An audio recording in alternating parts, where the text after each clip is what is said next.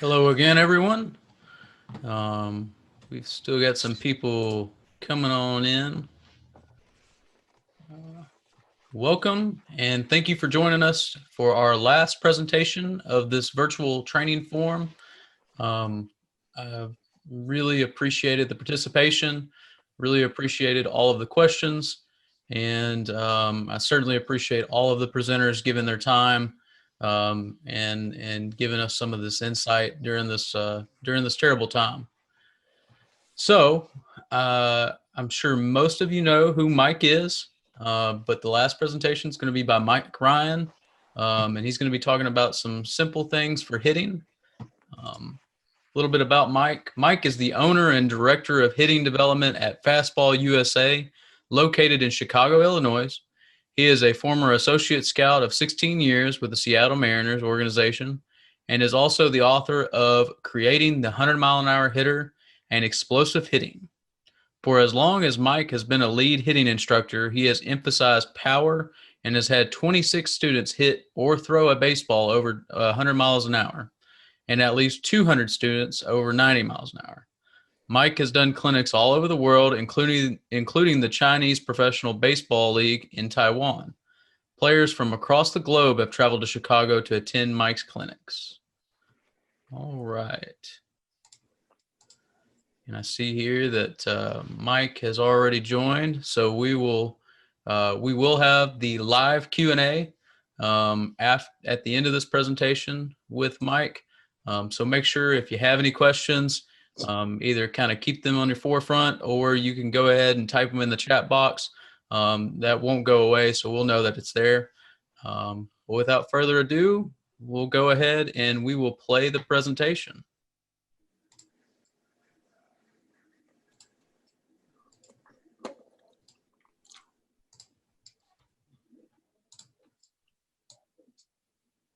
This is Mike Ryan from Fastball USA, and welcome to Problem Solving Made Simple.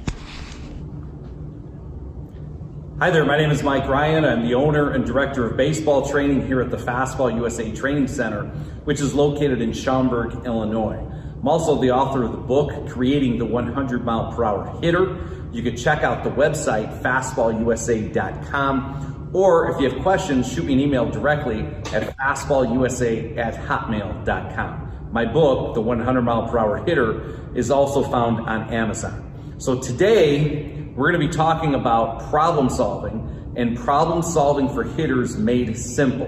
And I want to emphasize the simple. So if you're looking for a lot of mechanical talk, mechanical corrections, that's not what you're going to get here. We're going to be talking about simplistic problem solving solutions and how to instantly and actually put problem solving as a regular part of your practice, which I think is really, really important. So what kind of problems are we talking about? We're not talking about mechanical problems. I guess we are technically, but we're talking about the results. So what are the most common constraints or result problems that we see with our hitters?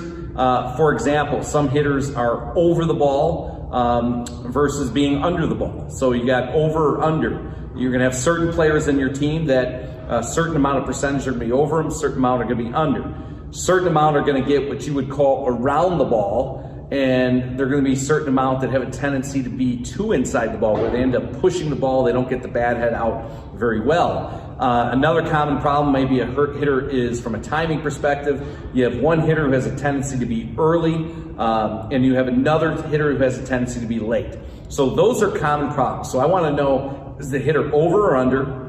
I want to know, does he get around it or inside it? And or is the hitter's tendency to be early or late? So we start with those common problems. So most people, now how do we solve these problems? Most people, especially in this day and age, coaches, we have a tendency to go to the complex and then work our way to simple.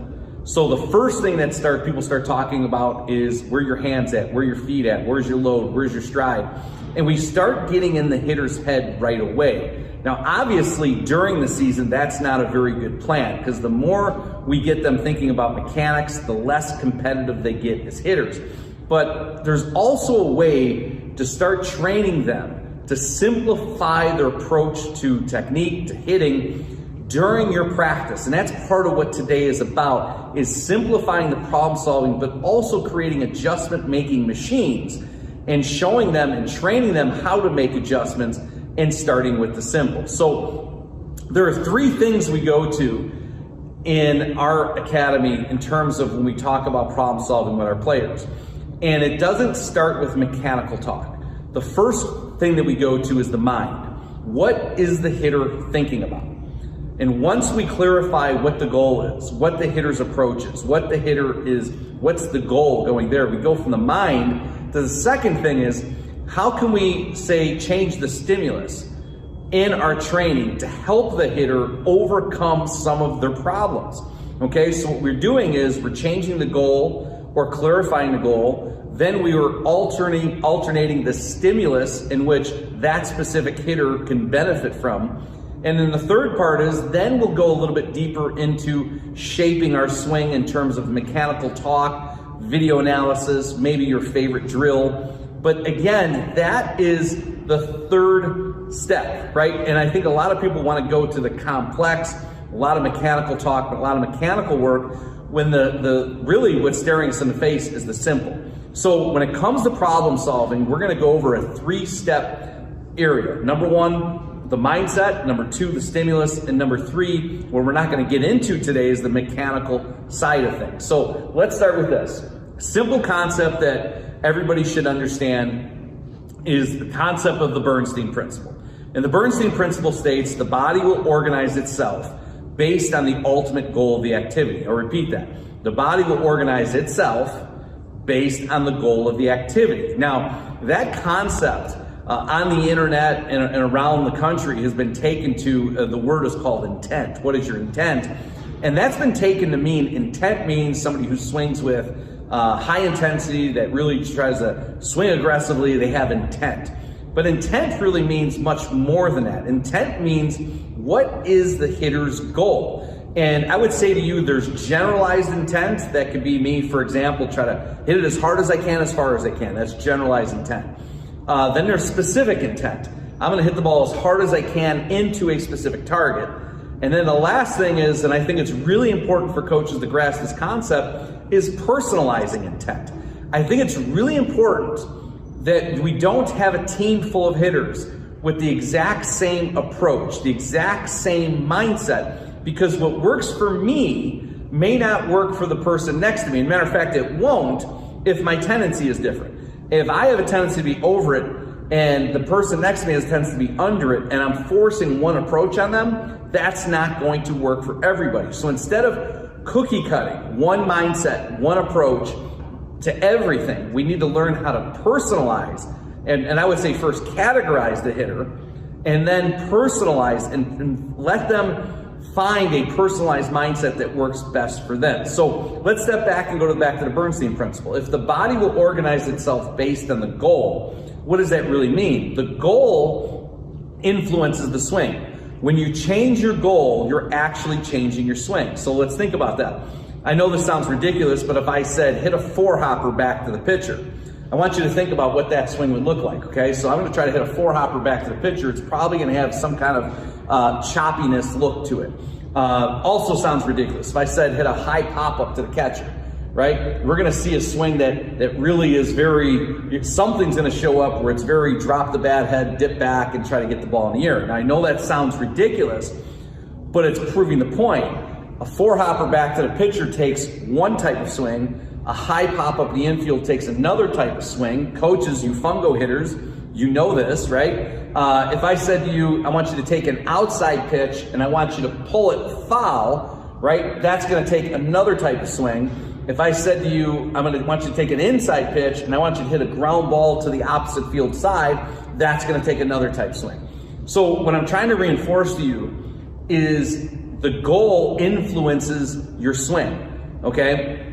And the goal influencing your swing also means when you change your goal, your swing will change slightly. So that's what we're gonna go into first, is how would we take this concept of the Bernstein principle, other than generalized intent, how do we get more specific with our intent, and how do we know what intent the hitter should have? Well, I believe that should be practiced. So when you change your goal, you change your swing, or if it influences a different change. Before I go forward, there's really an important point to make, is if I have 5 hitters and I give them the same goal, it's very important to understand just because I give them the same goal doesn't mean I'm gonna get the same result from that goal. And I know that seems obvious, but it's very important to point it out because each hitter has their own slight swing tendency. For example, if I wanted a ball to be hit up the middle from 5 hitters into a specific target, every hitter is going to be different on how they miss that target.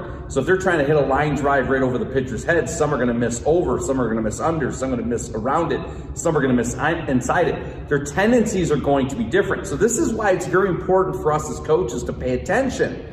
And that's the key words, pay attention to what their tendency is, because that can lead us to being much better at problem solving than we currently are today. So in today's world, we're going to talk about changing the goal, changing the swing. How could that affect it? So let me start with some basic concepts I hear around the batting cage quite often. You always hear hitting coaches talking about hitting the inside half of the ball. My opinion on that is that specific goal is not specific enough, okay? So me being a left-handed hitter, if I'm hitting the ball back at the camera, hitting the ball on this side of the ball would mean hitting the inside half of the ball, okay? And if I tell somebody, let's just say I take a hitter who has a tendency to be a little pushy, a little draggy, has a hard time getting the barrel out, and I keep emphasizing to them hitting the inside half of the ball, what I'm actually probably doing is I'm probably encouraging more drag into the swing. So we got to go much more in depth than that. So one of the things that we do in terms of adding the Bernstein principle into our regular training is, number one, we talk about our hitters clarifying their goal. Every time they swing, we want them to have a specific goal when they swing. And simply just hitting the ball hard isn't simple enough. We want to be more specific than that. So we talk about aiming for spots on the ball while we're doing our hitting training. And I find this actually shows when a hitter has a weaker tendency. It actually exaggerates that tendency depending on what spot on the ball we're aiming for. So what we do with all our hitters every day in the training center is they actually have to practice hitting multiple spots on the ball, and we can watch what their tendencies are. Now those spots are, we go extreme. We pick out really 5 spots on the ball. So the first spot, if I was hitting balls back at you, we focus on the inside half. Okay, and what I do is I basically take the 2 seams in the ball and I face them towards the catcher to give them a visual. And what I do is I tell them aim for the bottom inside half of the ball. So I'm going to the inside half, but the bottom of the ball, okay? And then the second goal is to hit the inside top half of the ball. So I'm still on the inside half, but my target becomes more top half of the baseball. Then the third is we go to the extreme. We actually go to the outside half. So we start aiming for the bottom outside half of the ball, the outside seam, and then of course, then we go to the top outside seam, and then we finish with going middle. Now on purpose, by design, we go to the exaggerated points. Bottom inside, bottom outside, top outside, middle. Now we do that on purpose. I get you can aim middle top, middle bottom, middle inside, middle outside. I totally understand that. But we start with the extremes to see what starts to happen to their swing. So, I mean, obviously, ideally, if I get a hitter aiming bottom inside, that ball's probably gonna go up in that direction. Top inside, it may go down. Bottom outside, there, top, you get the point. But what we find is, number one, some people are really good at this, right? One of the things that we find is when a hitter changes the goal, and like I said, some people are just going to be really good at this, but one of the things I want you to watch out for is when you change a hitter's goal, you're going to find what their actual weakness is. An example of this, if you have a hitter that has a tendency to kind of drop and drag the barrel and pop balls up to the opposite side, left-handed hitter going up in that direction, and when you start practicing various spots on the ball, and they start focusing on bottom inside half of the ball, what you're actually going to find is you're going to exaggerate their negative tendency, especially on pitched balls. When they start aiming bottom inside half, you're really going to see probably a really negative result. In other words, their negative result's actually going to get worse. And this is actually a critical point in learning how important it is to shape our goal, shape our swing, and be specific with the goal, right? So this is the Bernstein principle, being specific, because if I'm aiming bottom inside half, for some hitters who have a tendency to be over and around, bottom inside half is a great adjustment. It's a great adjustment. But once I do something that matches my negative tendency, you're probably going to find a swing that actually looks worse, a worse result, which actually is a breakthrough as well. So another example of that is if I get a hitter that has a tendency to be early and get around the ball. Well, if I'm throwing batting practice and they're focusing on hitting top outside half, you're probably going to see them be even worse on that half.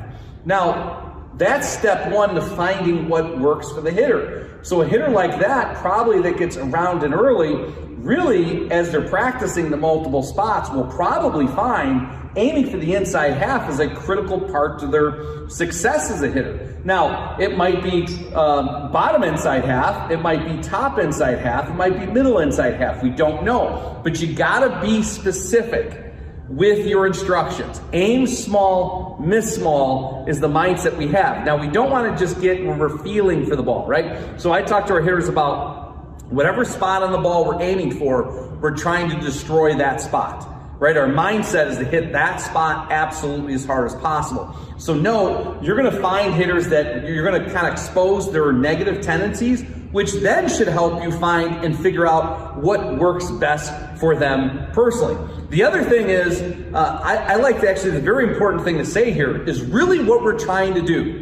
And coaches, this is really important, is we're trying to find something that tricks us in to having the most success. And I repeat that tricks you into having the most success.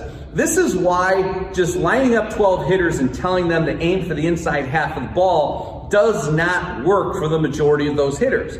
Because if I tell everybody to aim for the inside half and focus on the inside half, I'm actually going to get various swings depending on who that hitter is. So in other words, I might be a hitter who aims inside half, and really maybe I get bottom inside half. Now I'm hitting weak pop-ups, really weak pop-ups to the opposite side. Where now I find if I take that same hitter and I say, hey, focus on the outside half of the ball, all of a sudden the bat head's getting out in front, and that's helping that hitter. And when I say help it doesn't necessarily mean aiming for the outside half creates a ball that's pulled. You may now see balls being destroyed gap to gap. And it's because the slight adjustment has somehow tricked their body into a slightly different swing, getting the bat head in a slightly different approach, and that's what helps them. So again, remember your point, some of this is finding something that tricks them into success, not kind of cookie cuts or puts them into the same box. And I want you to think about this, and every hitter, every great hitter I've ever talked to, if you talk to professional hitters, they'll all talk about how they have a spot on the ball that they focus on, especially in practice. An example here in Chicago, Ryan Sandberg, Hall of Fame second baseman, said he spent most of his career aiming for the top half of the baseball. Well, that goes against common with things people are talking about nowadays, right? Get the ball in the air, launch angle, but Ryan Sandberg hit a lot of home runs, so there's something to that. Was he actually hitting the top half of the ball? No. By aiming for the top half, it got him to hit middle or middle bottom quite often. So it is that approach, that mindset tricked him into having better results. Now, he also said his famous game was hitting off of Bruce Sutter, where he hit 2 home runs off of Bruce Sutter in one game. And he said Sutter used to have a splitter that just fell off the table. And he actually said, he goes, against Sutter, I changed my approach. I was actually aiming for the bottom of the ball. And I want to repeat that. He changed his goal. He changed his goal, which then changed his swing. He had to put up with the dropping of the ball, aiming for the bottom, help that. If he was still aiming for top, he probably would have swung over and hit a weak ground ball. So coaches, next time you see a hitter with a problem, instead of first going, okay, where's your hands, where's your feet, where's your swing, inside, outside, and getting analytical with them, start with training or getting them the concept of what spot on the ball are we shooting for? Or what target on the field are we trying to hit even? right? Because the goal shapes the swing, and it doesn't necessarily mean it creates an exact type of swing. For every hitter, that goal will change that. So what I would encourage you to do, once again, in practice, have your hitters constantly working on the extremes of the ball. Bottom in, top out, bottom out, middle. And then of course you can start filling in, middle in, middle out, right? So constantly be working on it, in part because by doing that, the hitter is eventually gonna find what works best for them. And don't just do it off the tee, but also do it in batting practice. He's gonna find, or she's gonna find what works best for them.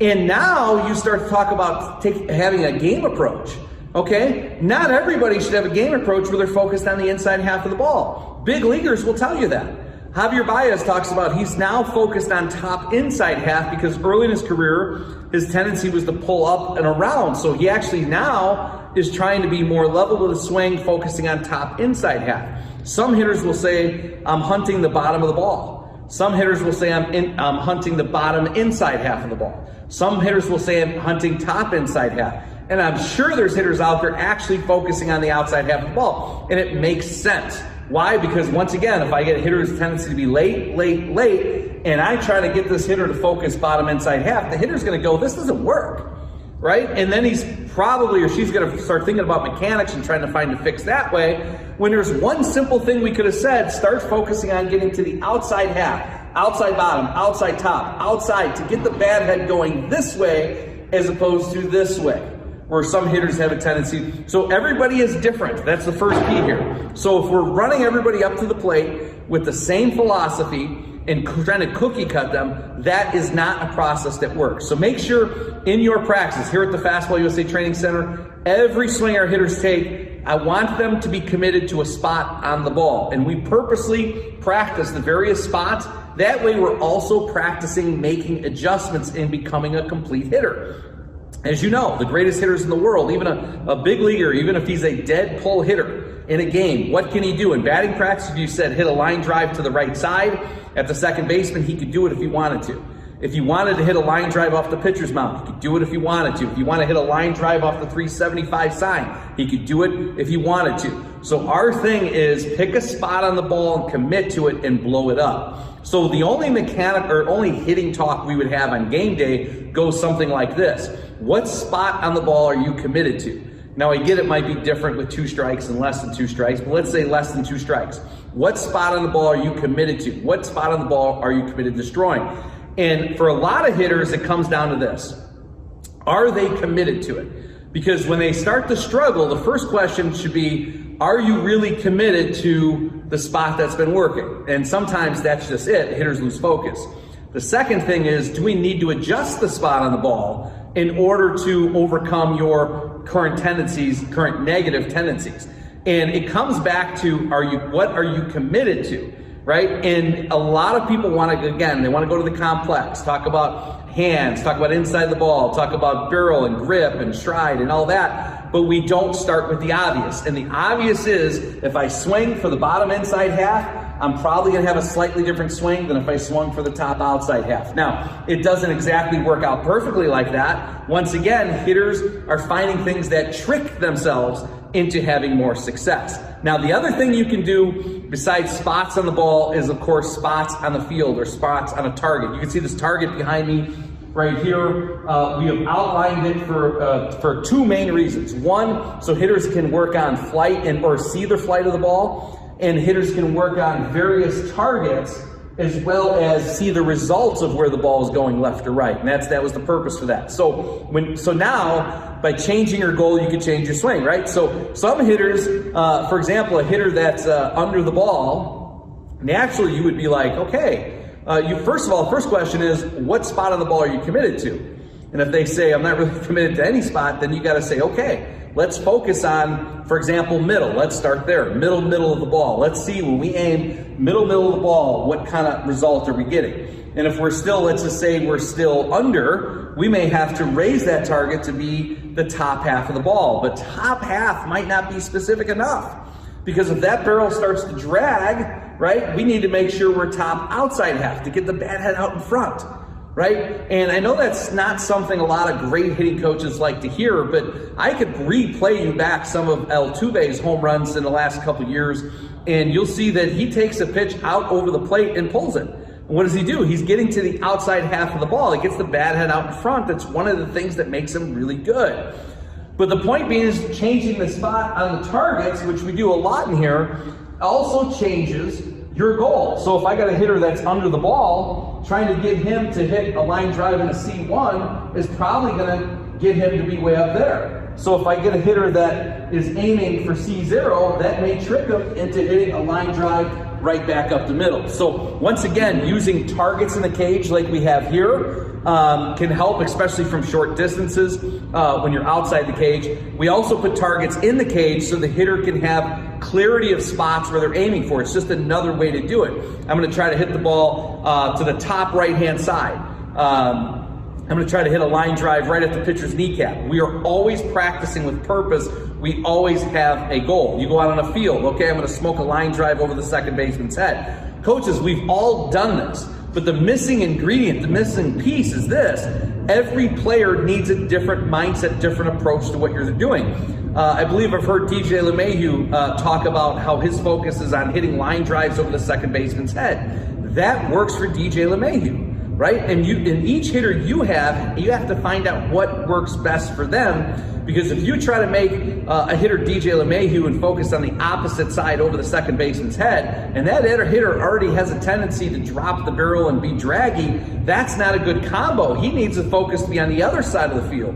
Maybe smoking a line drive in the chest, the shortstop in the chest, right? Line drive over the shortstop's head, smoked off the left field wall or left center field wall. We need to change the goal. So the bottom line that I want you to get out of this today is don't ever have your hitters taking a swing in which it's not influenced by a goal, a specific goal, a goal on the ball or an external goal, say on the field or in the cage, a target. And understand what you're doing in a sense is you're having the hitter experiment to find out what works best for them. That way, come game time, they can take an approach to the game that makes perfect sense to them. A hitter who's early and around the ball probably shouldn't be aiming for the outside half of the ball. A hitter who's dragging the bat, the outside half of the ball makes a lot of sense. It's just, is it bottom out, middle out, or top out? What makes sense for them? So every swing should have a purpose. And I would even say this, even if you're working on your favorite drills, whatever you got, still bring it back to where is our focus? What are we committed to? Because our goal, once again, can't emphasize this enough, changes and influences our swing. When you change the goal, you change your swing. Oftentimes I just find the case, the goal is not specific enough for our hitters. So start with the simple. How is the goal affecting our swing? Many of your hitters you're gonna find actually don't have clarity of goal. So creating a goal will be step one. Second benefit is now they get to work on various spots in the ball, actually becoming really good at driving the ball all over the field. That's good.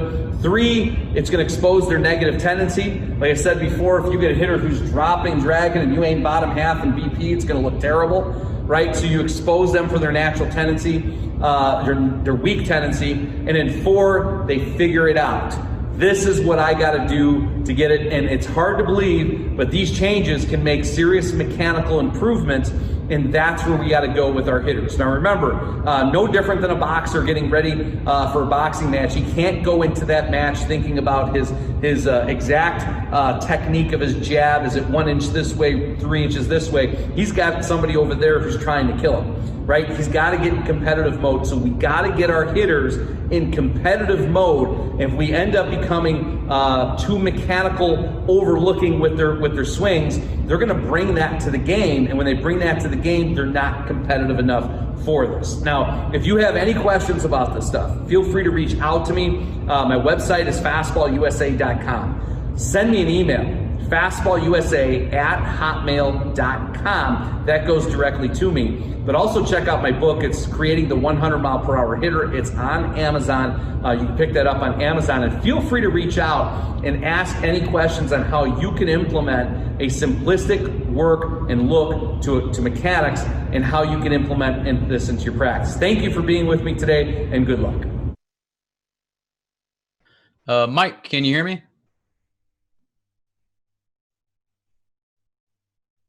Yes, I can. Can you hear me? Yes, sir. Absolutely. All right. Well, let's go ahead and open it up to any questions or any questions. So if you have any questions, feel free to put them in the chat box, or feel free to unmute yourself and ask. Kind of have like an open dialogue. Do we have any questions?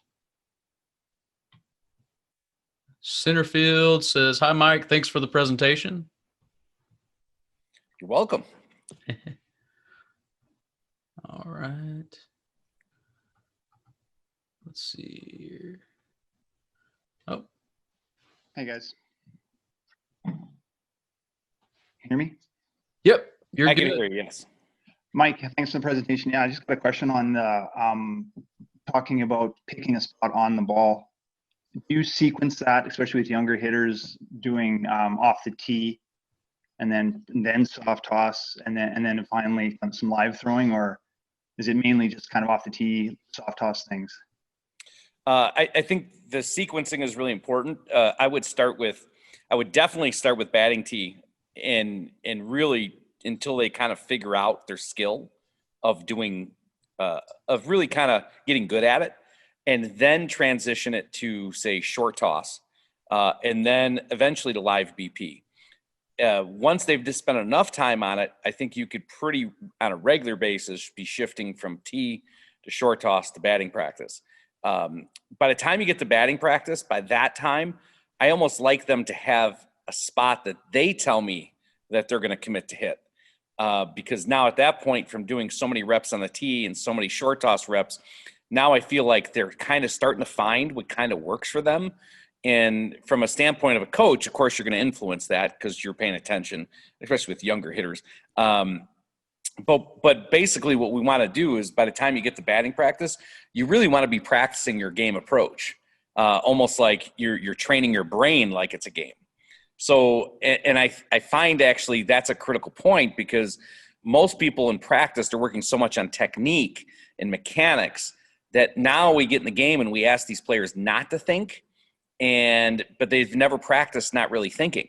So, and what I mean by that is all great hitters, especially big league hitters, they have a super simplified approach to hitting. They're not mechanical focused when the game starts. So if we can practice our batting practice by saying, hey, destroy the outside half of the ball or the outside top half of the ball and keep it that simple, that's a great way to prep them for a game where they're not analytical focused or mechanical focused. And I think the reason why I put that presentation together in part is because I think we've really shifted as a country right now where we're super analytical because of all the tools we have. And then what I'm finding is players get a little bit paralyzed, or we call it paralysis by analysis, on their swing, and they don't they don't train their brain for the game. They just simply practice, and then they go into the game and then practice, or then the game is overwhelming. Does that kind of answer your question?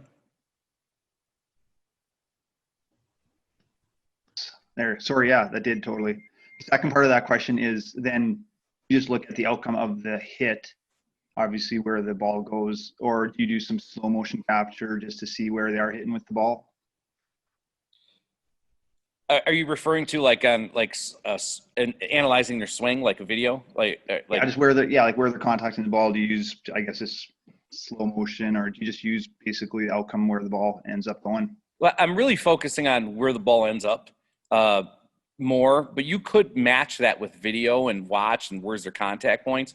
Because what I'm actually finding from doing this a lot is if a guy goes to, like, for example, he's aiming for the outside half, oftentimes they may very rarely actually hit the outside half. Like I was talking about the tricking, it just improved their contact point. So I guess the main thing we're doing is just paying attention to the result and kind of going, aha, well, that worked, right? And we're getting away from being too analytical on it because for some reason, you know, it's like if five of us went to the movies and watched that movie, we all perceive it in five different ways. And when we start giving one set of instructions to 12 people, they're all going to interpret that in five different ways. And it's going to produce several different kind of swings. Right on. Thanks.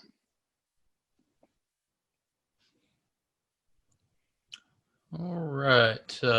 Any other questions? Just feel free to type them in the chat. Oh, do we have a question there? Hey, just have a question for Mike. Bringing my two sons back there in a couple weeks to his hitting camp. Just want to see what we can expect to learn from the camp. We're excited about it. Talked to a good friend of his, Andy Hodgman. Sounds like it's a great place to come and train. Well, that's awesome. I'm glad you're coming out. I appreciate that, and I'm looking forward to having you guys. Typically on a camp day, it goes back to the personalization, because the first night is a little bit of an introduction to mindset, but also the first steps is personalizing it to each individual, because I really believe every individual has their own strengths and weaknesses. So that first night, and really the first maybe even day and a half, is a lot of information gathering. That way, all of the things that we do over that weekend in terms of training and stuff, we can, by the end of that camp, give you a personalized process. That way, when you go home, you've got something to work on that makes sense to you. We have a saying here that the most important day of the camp is actually the day after when you leave. And that way, you got enough tools and training to say, okay, this is where my strengths are, this is where my weaknesses are, and this is what I got to go do to improve. Part of that day one testing is not just a video analysis, it's testing ball exit velocities, bat speeds, how the ball jumps off your bat. And we also have each player and parent sit through and do what I call a game audit, which really tells us a lot about your past experience in terms of what your strengths are and your weaknesses are. And it all starts with there. But I'm glad you guys are coming out. That's I guarantee it'll be a unique experience for you guys coming out, and I appreciate it. No, thank you. We're excited. We're worried with Chicago and all their limits right now with the COVID that we're going to have to jump through hoops to make it there. But it sounds like as long as we're healthy, everything should be fine. So no, we're excited, and thanks for the presentation. Always fun to learn new things, especially when working with your kids. Yeah, absolutely. I'm looking forward to seeing you guys, and we'll definitely be going. So we'll see you there. All right. Any others? Mike, I did have a question for you. Okay. So do you ever utilize both the spot on the ball and the target, or do you usually try to stick with just one goal at a time? Really one goal at a time. However, what I described on the targets on the baseball, we also do that on the targets, and I find that works well too. So for example, on the targets, it's divided into obviously whatever that is. I think it's 9 sections. So for example, there's 2 routines that we're doing constantly in here. We call it, it's like a game of adjustments. We have the hitter focused on target number 1 would be the pull side down target, which is L0. So for a righty, so it's one swing is extreme pull side to the left. The next one is extreme up to the right. The next one is extreme up to the left. The next one is extreme down to the right. And then the 5th swing would be middle of that target. So we switch it up and we go, okay, now we're going to kind of do the same thing with target focus. And Gunnar, what I actually have found, for some people, spots on the ball is an absolute difference maker. For others, they're actually better at external targets. Like they're better if you give them targets, say on that mat or in the cage, for whatever reason, right? And we just do it enough where we find what works for them. Another way to do it, and I know, by the way, for people out there, Oat Special, that target you see in there, they're the ones who make that hitting target. It's phenomenal. And they also make targets for inside the cage, and we use those. And what we've been doing lately for in the cage, because the cage is, obviously most batting cages are just straight, right? Which is kind of hard for working on pulling and going oppo. So a lot of times we use in the batting cage is what we do is we hit the ball down on purpose. So we hit a power ground ball up the middle on purpose. And then the very next swing, we would hit the highest, hardest pop-up we can on purpose. And then on the third swing, we want to smoke a line shot off the target, which is usually hanging at the top of the net in the back wall. And we set it at like roughly at about a 9-10 degree launch angle from home plate. I think I heard Perry Husband talk about that yesterday as being almost an ideal angle. And I was very happy to hear that, because I thought, oh, geez, we might be onto something there. We're not screwing that up anyway. And people ask, well, why would you hit a ball down on purpose with all this launch angle talk? Is I always tell people, if you can miss a ball on purpose, you could hit a ball perfectly on purpose. In other words, if you could screw it up on purpose, you got a better shot at hitting your target on purpose. And I've heard that years ago from pitching coaches talking about, if you could throw a ball on purpose, a non-strike on purpose, it makes it easier to throw a strike on purpose. So part of us going to those extremes is really forcing the hitter to learn how to adjust the swing, but also then to how to figure out how to do it right. And we have actually found that creates a lot of a better feel for hitters, because as you know, I think the biggest mistake out there is guys are chasing one particular swing, like one swing type, a launch angle swing or a level swing or a downward swing. And I think the reality is we have to have multiple swings and swings that match up to the situation. If I'm facing Aroldis Chapman and he's throwing 102 right down the middle, that's going to take a different swing than if I'm facing Kyle Hendricks throwing a 72 mile an hour sinker at my ankles. You know what I mean? Those are two problems that we got to solve. So the ability to use those targets in the cage and targets outside the cage, like the hitting target that you guys have, I find it makes a world of difference for production. But also, I know all the coaches out there are always talking about, how can I get my hitters to focus more? How can I get my players to focus more? And what you guys have done with those targets have created an environment for here that we use all the time, that our hitters, or at least are very focused, or at least a lot more focused than they used to be when I did hitting training, say 7, 8, 9 years ago. Awesome. Thanks for elaborating on that. Not a problem. All right. Any other questions? I apologize. I'm finally there. I finally figured that part out. There we go.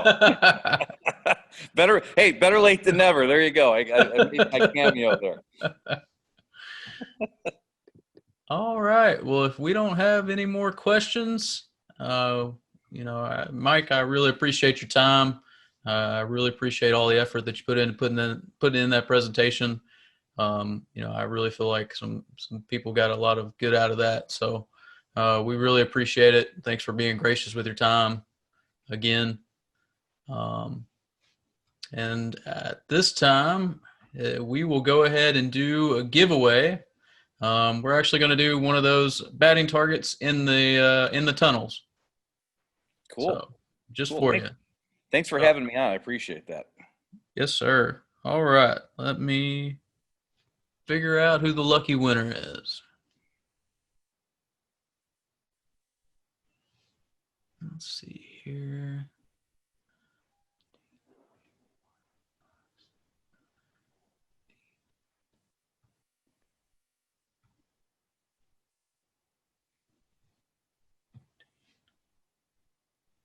Okay.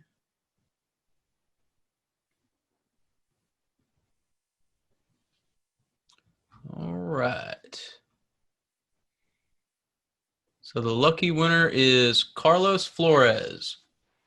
Carlos, if you will, please email me gunnar@oatsspecialties.com. That's GUNNAR@oatsspecialties.com. And just send me your address, and we will get that shipped out to you. For everyone else, I really appreciate everyone tuning in. This was obviously the first time we've been able to put on something like this, and we really appreciate all of the presenters. I think they've done a fantastic job, and we really appreciate everyone tuning in and being engaged as well. That certainly means a lot to us, and this was just something that we wanted to do as a company to try to just bring a little bit of light in what seems like kind of a dark area. So we really do appreciate everyone, and we hope everyone has happy holidays. I will finish this by saying that all of these are recorded. And so if you'll give us just about a week, we'll have them available, and we'll send them out with the links and passwords for you to have access to them, so you can go back and rewatch these. But with that being said, happy holidays, happy New Year, and we'll see y'all soon. See you, Gunnar. Thank you. What was your email again, Gunnar? Yep. It's GUNNAR. And then it's at oatesspecialties.com, OATES.